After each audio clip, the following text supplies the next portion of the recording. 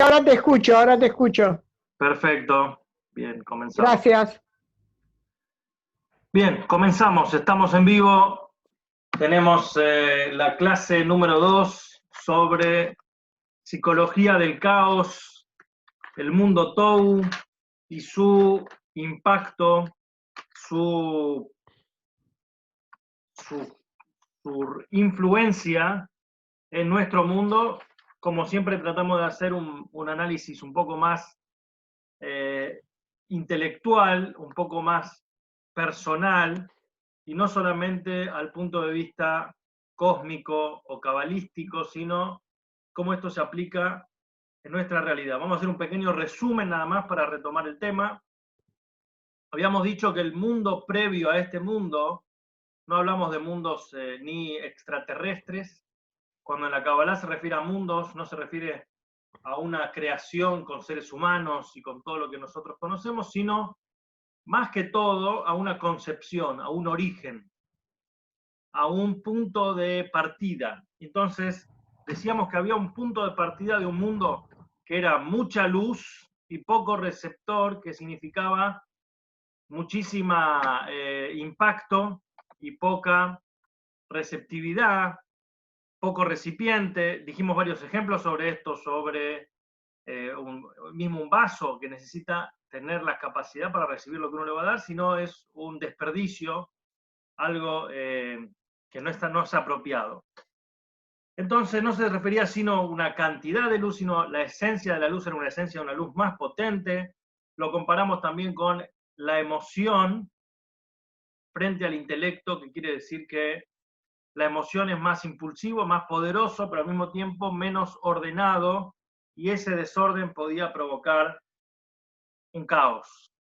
El ejemplo que trajimos era de niños versus adultos, que el niño es mucho más fuerte, mucho más radical en su expresión de sentimientos y tiene varios puntos. Primero, que es más fuerte la expresión, por eso cuando le duele algo llora y no puede disimularlo, o cuando está contento salta de alegría. Decimos está contento como un chico, como un niño, y al mismo tiempo no puede tener esa ambigüedad de odiar y amar al mismo tiempo, o odia o ama. No puede, la adultez, la madurez, a veces es un inconveniente porque estamos demasiado flexibles y no tenemos una noción clara, pero en el cierto punto la madurez nos permite amar, odiar al mismo tiempo, ordenar nuestras emociones, nuestro caudal de caos emocional con una cierta cintura. Entonces hablamos también de personas, personalidades que son almas del mundo TOU, que son aquellas personas que por ser tan artísticas o tan fuerte el don que ellos tienen, pero no pueden bajarlo en palabras, no pueden bajarlo en orden y terminan generando caos. También dijimos que en la anatomía del alma muchas veces vemos que se da esa característica que más se concentra en menos espacio. Por ejemplo, en la cabeza hay más representación del alma que en el resto del cuerpo, pero al mismo tiempo es proporcionalmente más pequeña. Vamos entonces a lo último que hicimos, era cómo el ser humano busca el orden en lo que ve, y por eso a veces una imagen de orden nos transmite calma y una imagen de caos, o algo que está desordenado o asimétrico nos provoca automáticamente una ansiedad.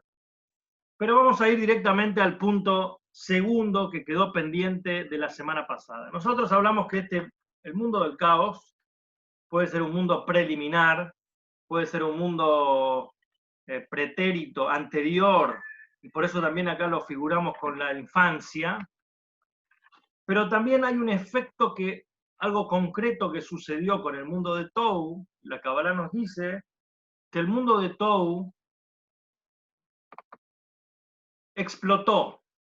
No sé si le gustaría llamarlos el Big Bang o cuál es la relación que podemos encontrar. No me gusta hacer ese tipo de conexiones, pero hubo una gran explosión del mundo Tou, en el cual las partículas de los recipientes de Tou descendieron hacia abajo, hacia el mundo físico, y esas chispas quedaron prisioneras en el mundo físico, y la luz tan poderosa que tenía volvió a su fuente y raíz, o sea, se disipó la luz y se rompió el recipiente. El ejemplo que dijimos, por ejemplo, es ¿sí? Cuando explota una lamparita o se quema un fusible, que la luz, la energía vuelve a su estado natural y el recipiente queda sin capacidad de uso, destruido o roto. Ahora bien, por eso es tan importante el concepto de repetir de luz y recipientes, o sea, algo que da la energía, da la influencia, y algo que lo recibe sería la relación maestro-alumno, dador-receptor, ¿sí? La energía y cómo recibimos esa energía. ¿Sí? Si una lamparita no tiene el adaptador o el transformador para recibir la energía necesaria, lo que va a pasar es que va a explotar esa lamparita. Si yo la pongo a 360 o a más voltios de lo que puede recibir, alta tensión, entonces no va a funcionar mejor, sino que simplemente va a explotar. Entonces, esta explosión de los kelim se llama Shvirat HaKelim, la rotura de los recipientes. Y todo esto es para que venga después el tikkun, el arreglo, por cuanto que el mundo es un mundo que venimos a arreglar los destrozos. El mundo no fue creado perfecto, sino que fue creado con la capacidad de arreglar aquello que estuvo roto. Esto es interesante que nosotros cuando decimos, y creó Dios en los 6 días, Asher bara Elohim, que creó Dios la Azot, para hacer. Entonces decimos, ¿qué quiere decir para hacer? Si estaba todo hecho. Uno podría pensar que el mundo fue creado perfecto y que no queda nada por arreglar. Entonces decimos, es al revés.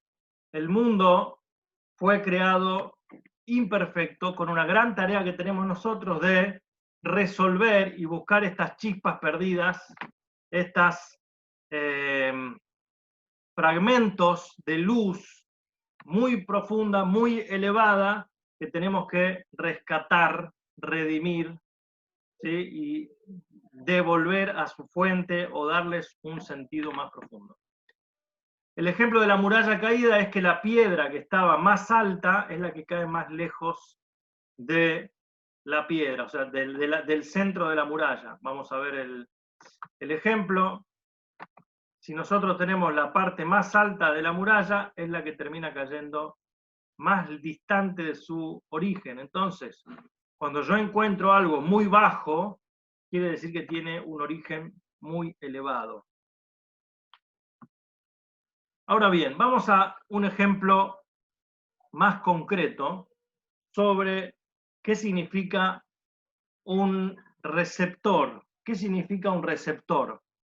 Hablamos de luz y recipientes, y vamos a hablar algo fabuloso que tiene el idioma hebreo, que me parece algo importante para destacar, para pensar, que la Cábala no toma solamente el contenido de las palabras, el contenido de la frase, de las oraciones, de las poesías, sino que se le da un valor orgánico, un valor vital, fundamental, a toda la composición de los textos sagrados. De hecho, bueno, esta perashá es Devarim, que significa también, por un lado, cosas, y al mismo tiempo significa palabras, por cuanto que las palabras para el judaísmo son creadoras. Entonces el concepto es, nosotros en el Génesis decimos, y dijo Dios, hágase la luz, Vayomer Elohim y Or, y fue la luz. Y dijo Dios, sepárense las aguas, y se separaron las aguas. Y dijo Dios, créese, Vayomer Elohim, y dijo Elohim, que surjan los animales, y así cada obra, cada parte de la creación se generaba a través de la palabra.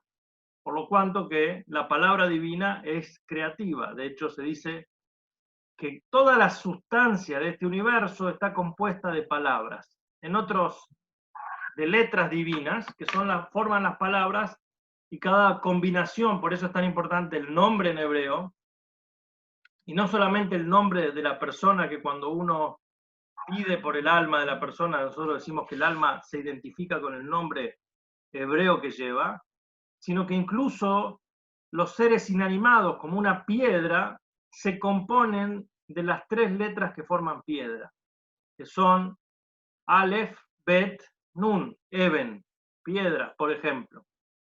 Y así también en todas las diferentes combinaciones de letras se van formando la sustancia de las cosas. Ahora bien, esto quiere decir que la matriz del universo son letras. Letras con un sentido. ¿Por qué? Porque una letra, esta es la letra Aleph, por ejemplo, esta es la letra Aleph, en hebreo, ¿sí? Aleph, Lamed, Pei.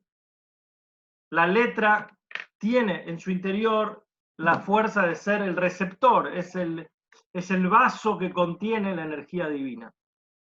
Ahora, algo interesante que vamos a encontrar en las letras es que cada partícula, no solamente de la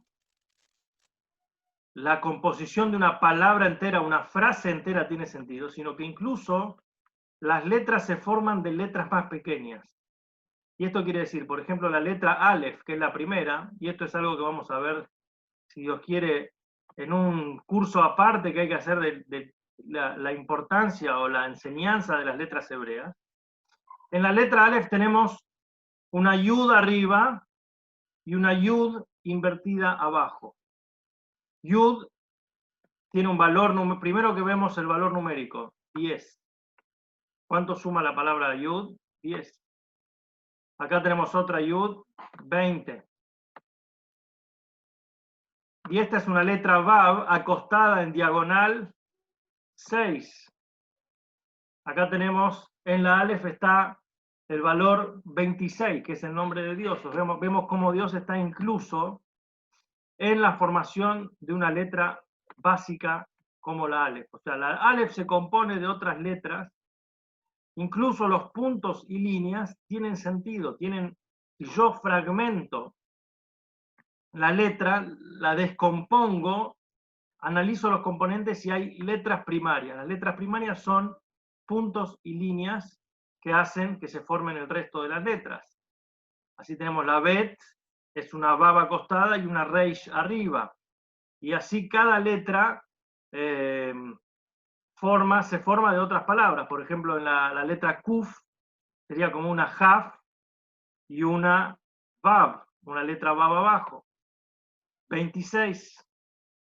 Y así sucesivamente, cada letra se forma de otras letras.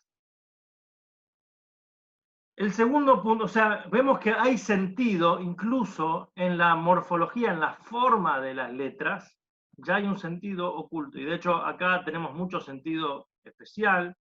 Una ayuda arriba representa la parte espiritual, el alma arriba. La ayuda abajo representa el mundo material. Y acá tenemos varias explicaciones sobre esto, que esto es lo que une el universo de arriba con el universo de abajo. También tenemos, no sé, el caos y el orden, tiene una cierta parecido, no digo que es lo mismo, con el concepto del yin y el yang, o sea, una fuerza de arriba y una fuerza de abajo, y todo esto para componer solamente una letra que es la letra Aleph. Después, las letras en sí tienen su valor numérico, su importancia, su composición única, incluso su nombre. La palabra Aleph se llama Aleph, tenemos Aleph, que significa enseñanza, Lamed, aprender, P, con la boca, o sea, todo viene a partir de la enseñanza. La Aleph viene a enseñar. La Yud es el número 26, que conforma el nombre de Hashem. Tenemos también cómo se empiezan las letras a interactuar con otras letras. Y acá tenemos, por ejemplo, a Aleph Bet, las dos primeras. y acá se forma la palabra ab, que es papá. Y acá se forma la palabra ba, que es vino. Ab, ba, el padre vino. Y así también sucesivamente. En castellano tenemos palabras, letras similares, pueden formar diferentes palabras. Tenemos la letra las A, M, O, R, pueden formar amor, pueden formar Roma, pueden formar ramo, anagramas, o sea, uno puede usar la misma palabra y la composición de esta palabra puede formar diferentes letras.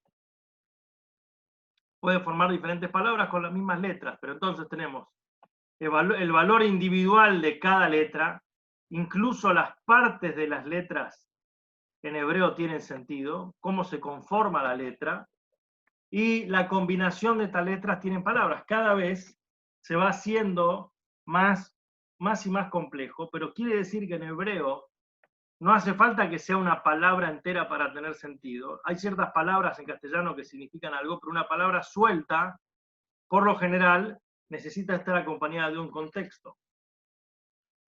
Cuando vemos palabras sueltas en español, no sé, un logo, una empresa, una palabra tiene que representar algo, pero es muy limitado el concepto que nos puede transmitir. Y después tenemos la combinación de palabras que vendría a ser las frases. Abba va ayom, papá vino hoy. O sea, la idea que yo quiero transmitir puede recién bajar y formalizarse y traducirse en una frase completa. Acá yo ya puedo transmitir ideas más complejas, más compuestas, más extensas, cosa que no puedo hacer en una palabra, menos en una letra y menos solamente en un punto y una línea que forman la letra. Pero a pesar de que no puedo transmitir, justamente mientras más profundo es lo que yo quiero transmitir, más abstracto es, menos lo puedo bajar en palabras. Entonces a veces lo puedo bajar en una letra que condense toda esa explicación de manera oculta. Y a veces lo puedo simbolizar con una sola letra. Incluso en matemáticas se usa la letra Aleph para explicar el infinito. La misma letra Aleph en hebreo. Entonces, tenemos acá, incluso acá tenemos la formación de las letras en sí mismas. Siempre tenemos un contenido, un sentido. Ahora, estos son los kelim, estos son los receptores de contenido. Si yo quiero transmitir coherencia, transmitir información, lo hago a través de un receptor de contenido, una letra. No tengo otra herramienta para transmitir esa información. Entonces, un mensaje críptico que yo quiero mandar, o una información, tiene que venir escrita en una palabra, en una hoja. Yo puedo transmitir la información que quiero dar. Ahora, ¿qué pasa? Imaginemos que yo escribo una frase muy profunda. Amén, Yehei. Digamos que escribo 2 palabras. Esto tiene mucho sentido. Entonces, esa idea que yo quiero transmitir se plasma en las palabras escritas en un papel. No solamente la letra, no solamente en una palabra, sino que en el contenido de la frase. ¿Qué pasa si yo a esta frase la rompo y queda dividida a la mitad? Entonces queda formada, en vez de haber 2 palabras que formaban una frase, ahora me queda una sola frase. Si yo encuentro este papel tirado en la calle o en el piso, voy a entender el sentido de una sola palabra, pero lo voy a entender. ¿Qué pasa si yo rompo de vuelta este papel y lo único que permito es una sola letra? Entonces, en este caso, el sentido está, no se perdió del todo, hay una sola letra, encontré una letra. ¿Qué pasa si yo voy y rompo la letra? Entonces puede quedar, aunque sea, la yud, que es una de las letras que conforman la letra Aleph. Y si yo rompo también esa yud, entonces lo único que encuentro es papel picado que puedo darme cuenta que en ese papel había un sentido, pero no lo puedo descubrir nunca, porque está tan roto que ahí se perdió todo sentido. Entonces, este es el concepto de decir que se rompieron los recipientes del mundo de Tohu. Eran palabras tan profundas, pero cuando se rompió, es como cuando una persona, no sé si les pasó alguna vez en una oficina, hay máquinas que son trituradoras de papeles. Y la idea de esa máquina es que no se pueda descubrir el texto, o sea, había un contrato, un email, se lo pone en la trituradora de papel y quedan las tiras de papel que no puedas unir el sentido. Esto es el universo del caos. Las letras dejan de tener un sentido. Hoy en día, no sé, si yo voy y agarro un diario en chino, no voy a entender nada, y para mí las ideas que estén transmitidas ahí no me van a llegar, o sea, para mí es el Tohu, es el caos, porque no entiendo lo que dice ahí, pero dentro de todos hay una cierta coherencia, incluso en la forma de las letras nada más. Puedo relacionarme aunque sea con la forma de las letras. Si ese periódico está roto en pedazos, directamente pierde todo el sentido. Entonces lo mismo pasa acá con el concepto que hablamos que el mundo tiene una coherencia, el mundo tiene un orden. Esta es la letra Yud, que con esta letra Yud Hashem forma el universo, este es el nombre de Hashem, que viene a darle un poco coherencia adentro del mundo. El mundo necesita que esa energía se pueda expresar, así como hablamos sobre como hablamos sobre la estructura de las sefirot, que necesitan su espacio, necesitan su horizontalidad, su respeto de una a la otra. Si no se respeta ningún margen, porque todo es abstracto y todo está roto, entonces no existe la composición de la nada, y eso es el mundo Tohu, el mundo del caos. Ahora vamos a hablar de qué es lo que forma ese papel roto. No se puede descubrir el contenido. Entonces, lo que surge es un mundo separado de su creador. Un mundo sin el contenido implicado en las letras, o sea, unas letras sin sentido, fragmentos de letras sin sentido. El sentido acá es una metáfora a el reconocimiento de su fuerza creadora. Pero si está tan roto el papel que no se puede reconocer ni siquiera el sentido ahí, entonces desconoce a su creador y es una fuerza independiente. ¿Qué es una fuerza independiente de Dios?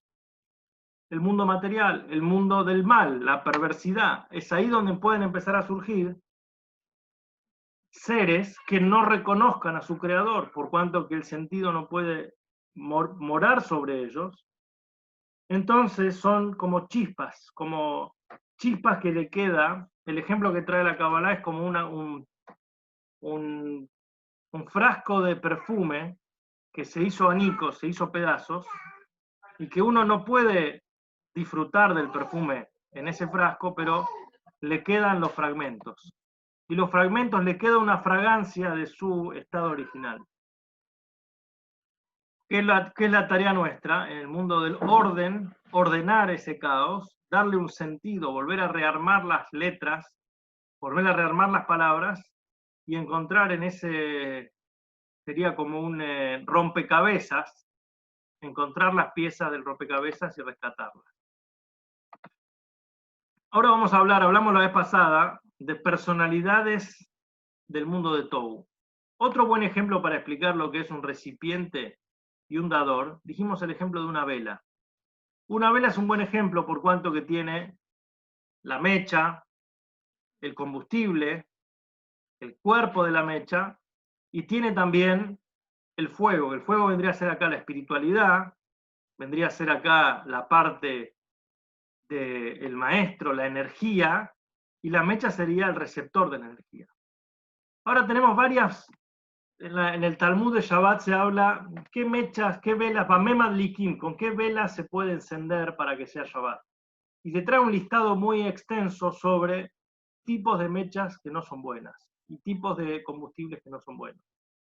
Vamos a hablar acá de, por ejemplo, si uno agarra virulana y enciende el fuego con un encendedor, la virulana, es como una mecha ancha, muy rústica, que por más que uno le ponga aceite o un material combustible, el fuego no llega a agarrar y hace chispas. Esto que ven acá es, agarrás virulana, le encendés fuego y hace chispas, si la movés con a una cierta velocidad, salpica chispas, pero uno no puede tener una vela encendida en su casa con mechas de virulana. Simplemente explota, o sea, no absorbe el calor, el fuego, como que pasa rápido por ahí, pero no puede darle el orden, la armonía que necesita una vela para funcionar. Entonces, esto es algo que no capta el aceite, no puede absorber, está disociado de está disociado, no puede encontrar armonía entre el plano espiritual y el plano material. Es una persona que hay dos grandes géneros dentro de una persona que no tiene buena mecha. Por un lado, no puede, o es una persona que es demasiado espiritual, entonces cuando encuentra la espiritualidad, no lo puede bajar al mundo. No puede unir, no puede explicar la contradicción entre el mundo en el cual vive y entre la realidad espiritual. Entonces, o se aparta del mundo, ¿sí? Como una seta, como un monje que se manda a una montaña y vive una fantasía espiritual y no la puede asociar con la realidad. Entonces vive en ese estado de... ¿Por qué? Porque la mecha, el fuego no llega a agarrar, no llega a unir cuerpo y alma, no puede unir materia y espíritu. Para él la materia es algo burdo, es algo ancho, es algo que no puede sostener el fuego. Entonces, o se mantiene y no puede bajar al mundo, o está tan sumergido en el mundo que no puede percibir espiritualidad. Son dos opuestos, pero tienen el mismo problema. La mecha no agarra el fuego. Hay personas que dicen, nada de lo espiritual puede tocarme, nada de lo espiritual me llega, no me habla en mi idioma, no me está hablando a mí. O sea, o tiene una sobre sensación, una sobre espiritualidad, cuestión que no es porque es muy espiritual, sino porque su mecha material, su cuerpo, no admite esa espiritualidad. Entonces queda disociado. Uno a veces conoce personas que son, entre comillas, muy espirituales en algunas partes de su vida y muy poco espirituales en otras. O sea, o no logra encontrar una integralidad entre todo lo que hace. En eso mismo hay muchos niveles, digamos, más crónico, más agudo, pero el punto es el mismo. Si vos no tenés una buena armonía entre lo que tu cuerpo genera o repele el fuego, la energía de la espiritualidad, entonces el fuego no agarra y lo único que hace es chispa. O sea, chisporrotea, es como cuando querés encender una vela de una mala calidad de la mecha, el fuego va a chisporrotear, va a hacer chispa y no va a encender, no va a agarrar. Así también la espiritualidad no va a lograr agarrar en la persona y tener un cierto equilibrio. Tenemos una segunda personalidad. Entonces, son personas o muy hundidas en la materia o muy encapsuladas en lo espiritual sin poder bajar a lo material, sin poder armonizar la vida. Son gente que no puede casarse, no puede formar una familia. O sea, si vivís muy encapsulado en lo espiritual, no podés lograr armonizar con una vida real y terrenal. Hay otros tipos de mecha, que es un algodón demasiado finito. Si uno a veces encendió con algodón y se hace una mecha muy finita y no la embebe en buen combustible, una buena cantidad de aceite, lo que te va a pasar con el algodón es que se quema el algodón y la vela ni siquiera empezó a arder. ¿Y esto qué tiene que ver? Es una mecha demasiado fina. Y uno diría, es bueno que sea fina, no, porque demasiado fino consumís la mecha antes de poder armar nada. Y esto también es un elemento del caos, un elemento del tohu, que es Orot merubim, mucha luz, y el recipiente no es acorde, no es suficiente. ¿Qué personalidad podemos ver esto? Una persona que es demasiado sensible, demasiado fina. Muchas veces una persona que es demasiado fina y sensible no puede desarrollarse en ese mundo, sufre una angustia terrible, porque cada llamado que tiene que hacer es un suplicio, cada comunicación, cada enfrentamiento, no quiere ofender a nadie, no quiere tratar con nadie que lo pueda llegar a ofender o que pueda llegar a hacer sentir mal, y si cada cosa que le dicen le afecta profundamente, y cada cosa que le dicen se le arma un escándalo, y no puede relacionarse con otras personas muchas veces, porque es un alma demasiado sensible. En general es bueno ser sensible, pero si es demasiado sensible, y es una mecha que se consume enseguida, muchas veces pasa esto con personas que tienen baja autoestima. Cuando tenés baja autoestima, entonces cada cosa te dicen algo o te afecta y te deja de cama y te deja. Entonces, el desarrollo para poder proteger tus derechos, proteger lo que vos pensás que es correcto, incluso equivocarte, reconocer el error, es algo que no puede hacer porque es algo demasiado sensible, extraordinariamente sensible. Entonces esta persona se ve de vuelta consumida en el caos, está consumida por la culpa, consumida por el remordimiento. Todo el tiempo dice, y si lo hubiera hecho así, si lo hubiera hecho demasiado, y me equivoqué, y tal vez podía haberlo hecho mejor, y podría haberlo hecho. Un poco de culpa o un poco de autocrítica hay que tener, pero si la crítica no solamente es autocrítica, sino que es autodestructiva, y si uno es demasiado puntilloso y demasiado sensible y demasiado fino y demasiado, entonces no puede haber una armonía entre cuerpo y alma, entre la mecha que pueda aceptar el fuego, porque el fuego lo va a consumir, la persona esta energía no la vas a poder canalizar. Es otro tipo de personalidad. La primera personalidad era un tipo de personalidad que, al revés, la mecha era demasiado grosera como para poder tener un poco de sensibilidad. Podía ser una persona completamente indiferente, insensible, o insensible en el punto que era encapsulado en su religiosidad. O sea, dice, el agua y el aceite no se pueden mezclar, la espiritualidad y lo material no se pueden mezclar. Esta es una persona que es demasiado sensible. Demasiado sensible, lo que hace también es un caos, también es un tohu, también es. Lo principal que tenemos que ver es que haya un buen encastre entre la luz y el recipiente. Si no hay una simbiosis, si no hay una armonía entre la luz y el recipiente, se producen estos efectos de caos, estos efectos de. Y yo por eso digo que tenemos que ver la psicología del caos, porque uno ve personas de todas las edades, de todas las épocas, de todos los momentos, de diferentes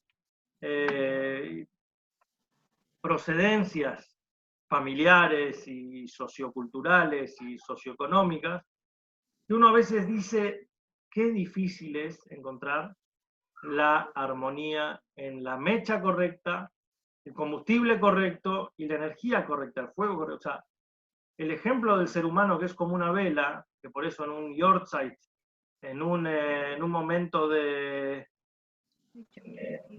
recordar al alma, uno busca ese ejemplo de la vela, por eso encendemos una vela en honor a ellos, porque se da esa interacción entre cuerpo y alma, entre espiritualidad y materialidad, que es necesario un equilibrio perfecto para poder que el fuego no consuma demasiado a la vela y que la vela no sea demasiado grosera para que el fuego pueda entrar ahí. Entonces, el segundo punto es un alma demasiado sensible. Hay almas sensibles que uno diría no es del elemento del Tohu. El Tohu veníamos diciendo que eran una personalidad avasalladora, una personalidad del caos, una personalidad como la de Esav, el hermano de Jacob, que era como él era el ejemplo de lo que era el mundo Tohu, mucho potencial, poco orden, poco encauce. Era un guerrero, era un luchador, era un avasallador. pero también a veces demasiado fino, también es un elemento de caos. Tenemos el tercer elemento que podemos plantear como un alma de Tou, que es un tronco. Si uno lo quiere embeber en aceite, cuando todavía el tronco no puede, porque no está seco o por alguna razón, el tronco va a arder, pero el fuego no se va a elevar. El fuego no va a subir. No se conmueve. Esto representa una persona que no se eleva. El fuego y el aceite no terminan de unirse. El tronco arde por el aceite que está ardiendo, pero el tronco en sí no está ardiendo. Quiere decir que es alguien que no se conmueve con nada. O sea, ¿quién es en el ejemplo el alma divina? Es el fuego. ¿Quién es en nuestro ejemplo la mecha? Es el alma animal, el cuerpo. Si el cuerpo no se conmueve con nada, por más que lo embebamos de aceite, lo encendamos, no solamente que va a hundir, no solamente que no va a permitir que se eleve la mecha, sino que lo va a hundir, lo va a mantener bajito, lo va a mantener sin elevarse del cuerpo del tronco. Y esto quiere decir, cuando un tronco no tiene una grieta, cuando un tronco no permite empaparse, compenetrarse con el alma, es directamente, no permite la espiritualidad, no permite el desarrollo del alma en la persona. Y esto vendría a ser, ¿qué vendría a ser el tronco?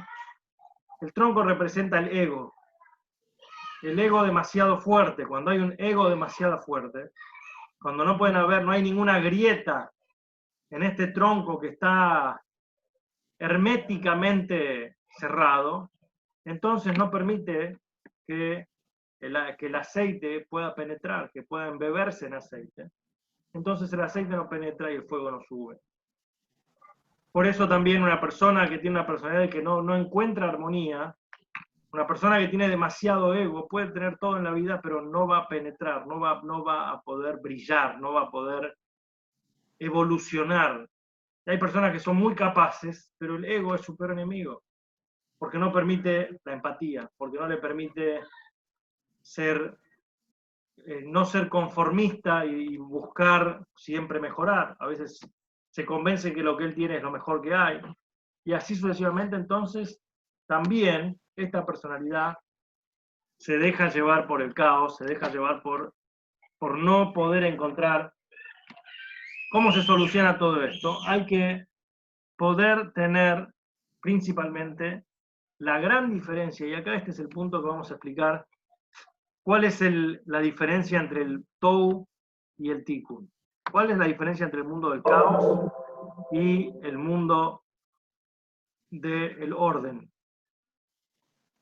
El mundo del caos, dijimos que son 10, o sea, es un mundo previo al mundo actual, al mundo creado, no es un mundo físico, pero conceptualmente lo que dijimos es que las sefirot estaban todo el tiempo luchando una con la otra, porque no podía haber un orden, porque no podía haber la armonía entre uno y el otro. Cada uno se sentía. ¿Pero qué es una neyamá? Una neyamá es aquello que pueda ser potencial, pero el potencial está oculto. Es como una piedra, ¿sí? Una piedra que tiene todo el fuego posible. Hay una piedra que se usa para encender el fuego. Puede sacar todas las chispas, incluso esa piedra puede sumergirse en agua. Podés, no sé si uno tiene un encendedor, hay una piedrita en el encendedor que hace que se encienda. Se puede mojar, puede pasar por todo el tipo de situaciones y va a seguir brindando la chispa. ¿Por qué? Porque es un fuego esencial. Versus contra un carbón, una llama, que si yo tiro un carbón al agua, se va a apagar. Entonces, hay personas excepcionales, pero no son coherentes, pero no tienen esa capacidad de bajar y de encauzarse dentro del término de la normalidad, de la sociabilidad, de ser agradable, de ser... y acá hay la clave es el objetivo en la mira antes de empezar todo.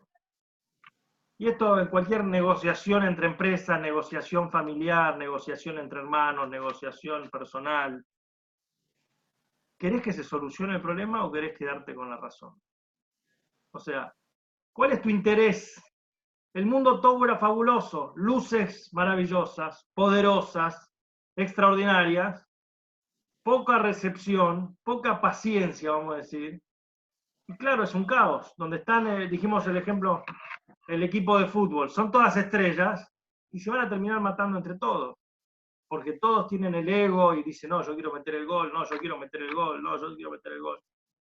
Y el equipo que dice, no, nuestro objetivo es ganar el partido, nuestro objetivo es jugar bien, yo voy a ceder mi estrella, mi estrellato, para que el equipo gane.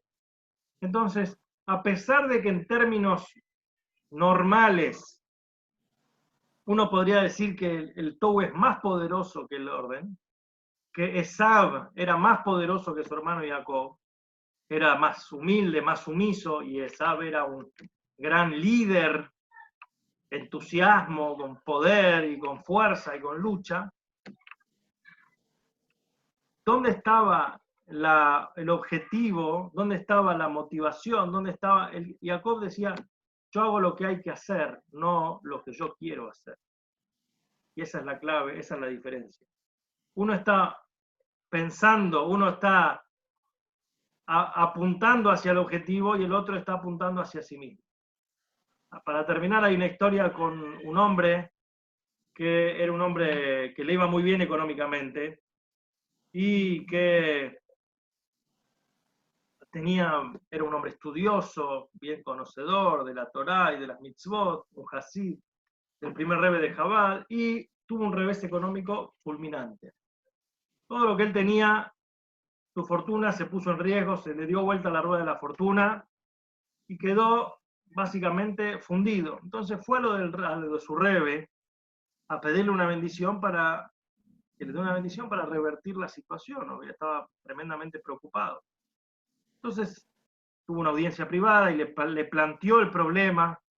Le dijo, mire, yo me comprometí cuando casé a mis hijas que iba a mantener a mis yernos para que puedan estudiar Torá. Yo mantenía una yeshivá, una academia de estudios, y hacía grandes obras de caridad. Con humildad lo digo, no lo digo por arrogante. Y la verdad es que se me dio vuelta la rueda de la fortuna. Tuve muchos reveses, accidentes, se me hundió el barco de mercadería y después se me quemó el bosque que yo tenía. Y ahora le pido, por favor, no por mí, pero ayúdeme a salir de esta, deme una bendición para que me vaya bien en los negocios, para que pueda revertir esta situación. Y el Alter Rebbe entró en un pensamiento, en una meditación, como él solía entrar, y le dijo, con un cantito tradicional que él decía, vos me estás diciendo todo lo que vos necesitas, pero ¿qué pasa con lo que se necesita de vos? Y el hombre quedó fulminado. Y no solamente, no fulminado a nivel, no, yo esperaba que me diga otra cosa, sino que se lo tomó con una seriedad. Se quedó varios meses en la ciudad donde vivía el Alter Rebbe, adentrando esa idea, internalizando esta idea. Y salió de ahí hecho otra persona. La frase es para repetírsela todos los días. No pienses en lo que vos esperás de la gente, vos esperás del mundo, vos esperás, sino pensá en qué se espera de vos. Y acá está la clave. Si vos solamente tu objetivo, tu núcleo, tu guía sos vos mismo, y eso es todo, eso es caos. Si vos pensás en anularte a la meta, a la kavaná, a la idea, al plan original, al plan maestro, entonces tu equipo puede ganar, entonces el objetivo se puede realizar. Entonces, a pesar de que las midot, las sefirot de Tou eran todas poderosas y todas deslumbrantes y todas maravillosas, le faltaba el elemento central, que era, bueno, ¿cuál es el objetivo en común que podemos sacar adelante? ¿Cuál es el mundo que queremos crear? Y esto nos pasa obviamente a nivel ecológico, a nivel personal, a nivel psicológico. A veces vivimos presionados por objetivos egoístas y no pensamos si estamos destruyendo el mundo alrededor nuestro, si cómo va a terminar, y es como una bola, dice, no, yo hago mi parte, yo salí de esta ganando, después no me importa lo que pasa con el otro, yo tengo que hacer la mía, y si cada uno hace la mía, imagínense qué pasa, había una pequeña historia para terminar, en una ocasión había una comunidad muy pobre, ¿no? Muy pobre, que dijeron, para Simchat Torah, no tenemos dinero para comprar vodka, para festejar Simchat Torah, entonces vamos a poner un barril en el centro del templo, que todos traigan una botellita de vodka, un vasito de vodka, y entre cada familia va a colaborar, vamos a poder hacer que todos tengamos lejaim para toda la comunidad. Bueno, qué buena idea, está bien, en vez de entrar en gastos. Bueno, llegó el día de Simchat Torah, el barril estaba lleno, pero cuando abrieron la canilla para tomar, era agua. No, ¿qué pasó? ¿Quién puso agua? No, no es que uno puso agua. Todos pensaron, bueno, todos están poniendo vodka, yo voy a poner un poquito de agua, nadie se va a dar cuenta. El problema es que todos pensaron igual. Entonces el barril terminó siendo de agua. O sea, todos quisieron salir adelante de la situación. No, yo aprovecho la situación y yo pienso en mí. Y bueno, terminó siendo una... O sea, el ejemplo de esto también va con el concepto del todos. Si todos pensaban en sí mismos nada más, y a veces tenés que decir, pará un minuto, si tuvieras un poquito de humildad y pensarías un poco, vas a terminar ganando vos a la larga.